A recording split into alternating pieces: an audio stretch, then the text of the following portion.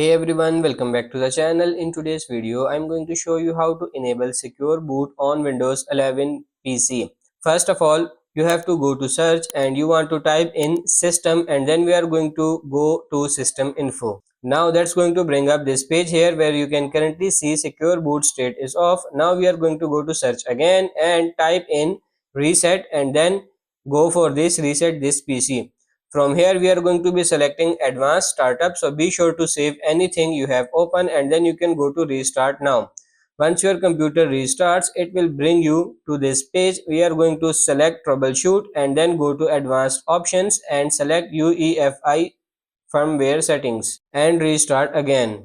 That's going to bring you to your BIOS, which is going to look a little bit different depending on your motherboard, but you want to go to advanced options and look for boot option. So here is mine. I'm going to go to secure boot, and from here I'm going to change the OS type, which is currently on other OS, to Windows UEFI mode. Then I'm going to look for the exit option and select it, and I'm going to save the changes and reset, which is going to restart my computer again. And once your computer turns back on, go back to system info and see if secure boot is turned on.